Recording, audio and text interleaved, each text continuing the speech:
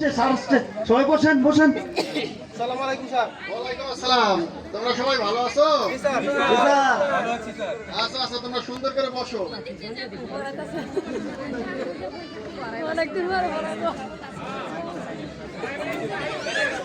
আচ্ছা, তোমাদের মাঝে যারা বোকা আছো তারা একটু দাঁড়াও তো। আমি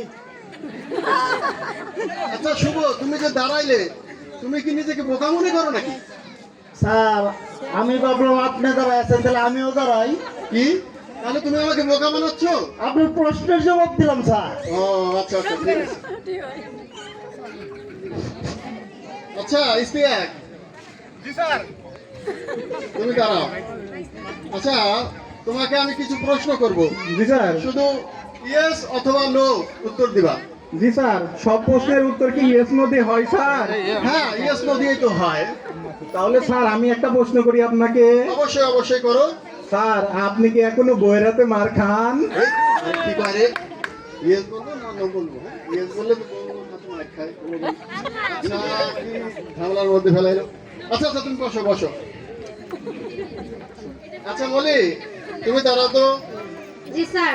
তুমি কালকে অ্যাবসেন্ট ছিলা কেন স্কুলে? স্যার আমার তো মনে নাই স্যার। মনে নাই? কেন অ্যাবসেন্ট করছো মনে নাই? না স্যার আমার তো মনে নাই। মনে করো মনে করো।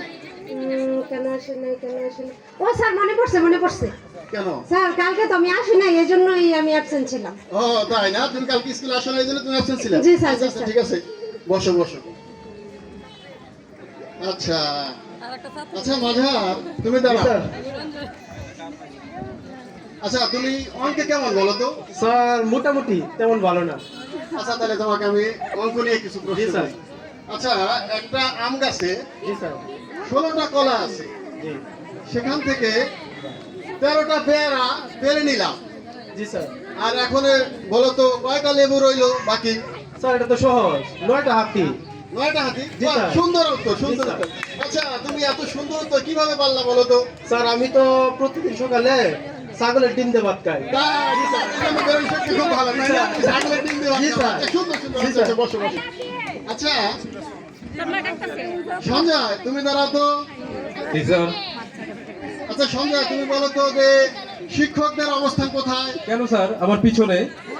কি শিক্ষকদের অবস্থান? তোমার পিছনে বেয়াদব ছেলে, তুমি তো, তোমার দ্বারা কিচ্ছু সম্ভব না।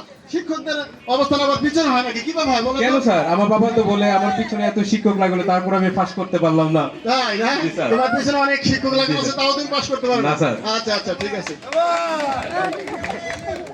আচ্ছা শুভ, আমরা যে গতকালকে বাড়ির কাজ দিয়েছিলাম, তোমরা কে কে বাড়ির কাজ করে আনছো?